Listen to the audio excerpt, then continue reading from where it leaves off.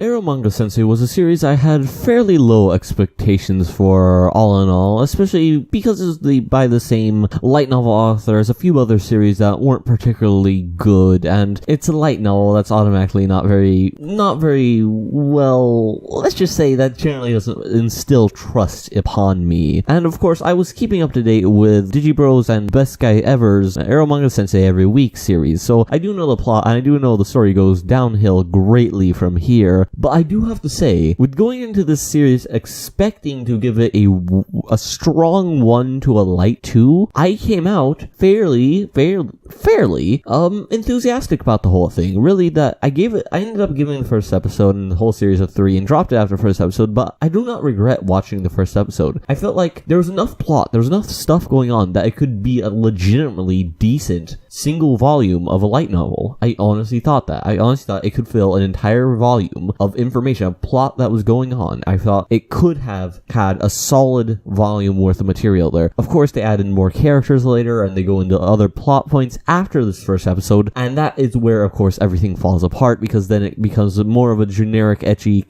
and not good series. But this first series gives the impression that it will go that way. Of course, you see the other harem girls in the first episode, and you see how it can go that way, and you see the bad timing and the bad directing choices, and you see a lot of the things that aren't great, especially for it being a first episode, and a lot of dead space that could have been filled with more story and plot and more character development, really. But besides that, overall, I genuinely thought it was decent. I enjoyed the aesthetic of it. I enjoyed the art design of it and the animation, and the directing wasn't terrible, working with the script that it had, and it had okay moments. There were things in it that I enjoyed. I enjoyed the computer scenes where how the chat messages were displayed. They popped out of the computer and you could see them. That was fairly cool. And I fairly enjoyed the characters. I thought they were passable. I thought they're okay. They had flaws. That is very much for sure. There's very clear and distinctive flaws. The main female lead flip-flopped back and forth on what she was doing and her personality and like her state, her mood, flip-flop, just like that, just snap, her personality just go back and forth, and I didn't enjoy that part. Not to say like her persona online is more out there than her persona in person, but I mean when she was talking to her brother, she would go from everything's great, I'm just a normal girl talking to my brother, to life is despair, I'm so edgy, my soul's the color of my hair, brown, and it felt forced. It felt like there had to be more drama and there had to be more plot, and things couldn't be moving as fast as they were, because of course it couldn't be. It's a light novel that sells well, that got turned into an anime that is going to go on for volumes and volumes on end, even though it could have a decent story if it just told one cohesive quality story all the way through. Some of the themes I actually did enjoy throughout this was the main female leads, how she goes from, her story of how she got into drawing.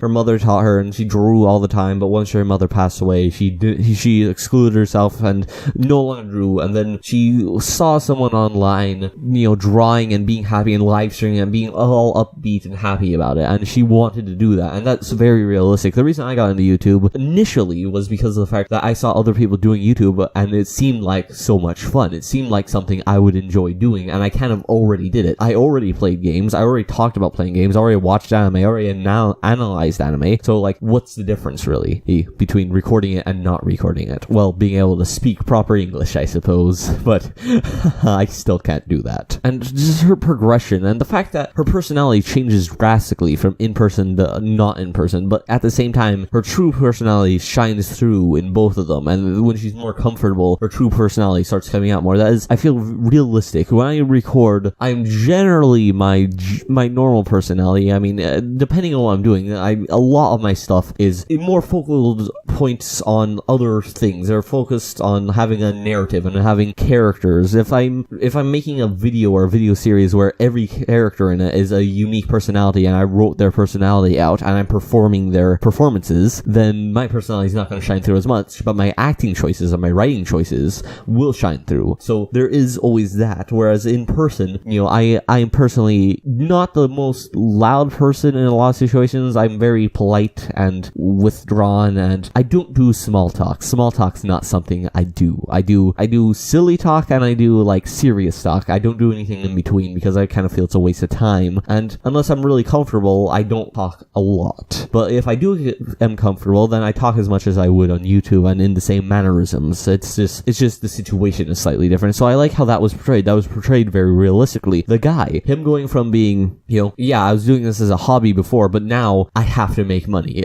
There is something I need to make money for, and I have to do it. That I find is incredibly relatable, especially to someone like me who is a writer, who writes mostly right now as a hobby, who's looking to eventually do it professionally, but knowing that, yes, I have to write more because there are things every once in a while that I cannot afford to do. And I don't just mean silly things like, oh, I can't afford a car or whatever. Who cares? I mean things like, oh, my dog has to have major surgery and I can't afford it right now. Scary things like that make me feel like I should kick my writing into next year and I should start publishing more than I do. But, of course, I find this relatable on some levels. Of course, I don't find it relatable on a lot of other levels. A lot of things I feel are not things I do at all. Like, he was very clearly an enabler. An enabler is not necessarily something I agree with, but I can easily see how someone would fall into that, especially in the circumstances and the character. There's also a couple lines in this that were well done. The little sister calling the main character a light novel protagonist when he says something stupid and light novel protagonist-y. But the problem with that is, he is actually a light novel protagonist. Not in the sense that, he's in a light novel and he's the protagonist. I mean, he's a generic light novel protagonist. If he wasn't, if he was more natural, if he was more of a human, and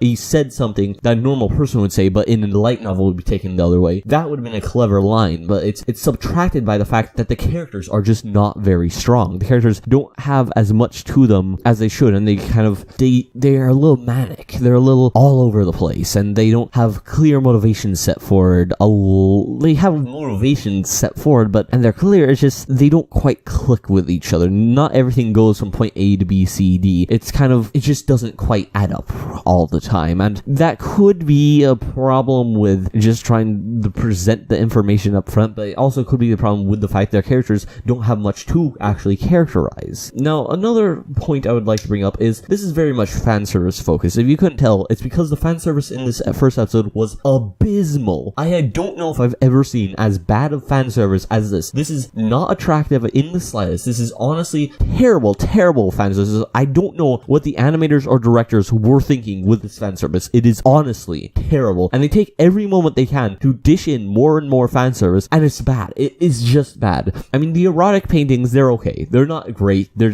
meh. They're meh at best. But the actual, the characters actually doing sexy things. Oh, you can see down her shirt. Oh, she's undressing. Oh, that's a picture of her ass. It's not attractive. It's terribly done. It's tacky and bad, and it has no sense of proportion or scale, and it does not actually trigger any senses of attraction because of the fact it's not resembling a human form, and it's not being portrayed in a way of being attractive. I mean, I could go on about this, but I don't necessarily know a lot. I know about the psychology side of attraction, and this is not how you do it. I can explain that, but I can't exactly explain because the human body does this, this happens. I can only say it does not psychologically manage to trigger any flag points, and it just doesn't make sense to me. I don't understand how a show that is one of its main focuses is fan service, and they try to have fan service in most of the scenes, how it is so badly handled. I honestly am confused by that factor, and it upsets me. The character designs in this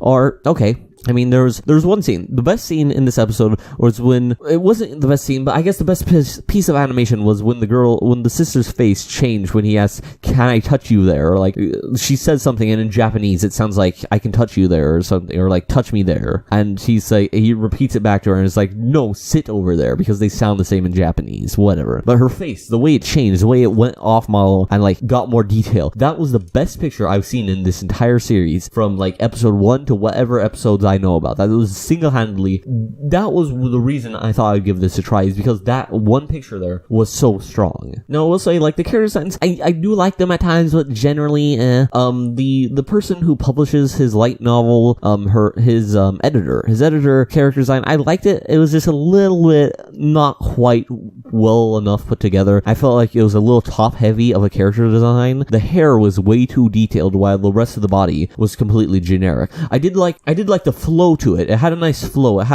had nice proportions, and it had nice circulature outlines, and it was very smooth to look at, and it flowed well, but it was way too top heavy, and that throws the whole thing off a little bit. And it's supposed to give off a playful personality, but it was too sharp. The hair was really sharp. The hair should have been rounded out at the end to show off the more playful. It shouldn't be showing off a sharp personality. It should be showing off a softer, lighter personality. And so having the hair sharp like that triggers in the mind that, oh, that's dangerous, that's feisty. It triggers those sort of things instead of what it's going for. But of course, if the hair was more flowing and was curved off at the end, then it would be much more difficult to illustrate, and of course much more difficult to animate. But I feel like it would have been worth it. It would have made it more top heavy, but it made more sense why it was top heavy. It was flowing hair, it was a big puffy hair instead of this straight line hair, and it would have balanced out the whole character design more. I feel like each character kind of has that problem a little bit. They're a little bit unbalanced. The proportions aren't quite there, and because of that, the whole thing kind of falls flat. Again, going back to the fan service, the main girl's proportions, she does not have any proportions in her buttocks, in her derriere, but yet that's the main point of fan service throughout the most of the episode, was focusing on, look how nice this girl's butt is, when her butt was not nice. I will tell you that much. I have a better butt than she does, and my butt is terrible. I say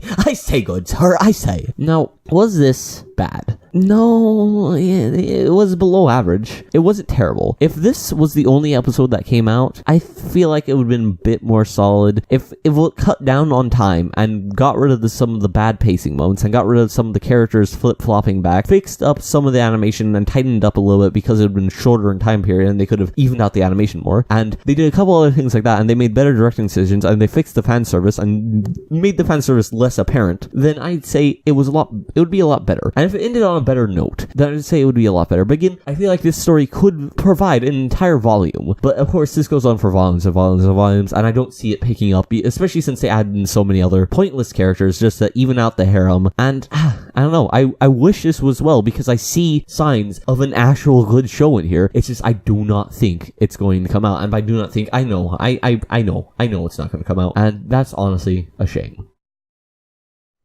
Hi everybody, I hope you enjoyed this episode of an anime talking about Eromanga-Sensei. I know, kind of a different opinion, right? No one would really expect me, the super critical anime guy, to actually appreciate an episode of a clearly not very well made anime. But yeah, no, it's twists and turns all the time. And if you enjoyed this episode, make sure you check out other episodes of anime and some of my analysis stuff over here. And I will see you all in the next video. Bye everybody.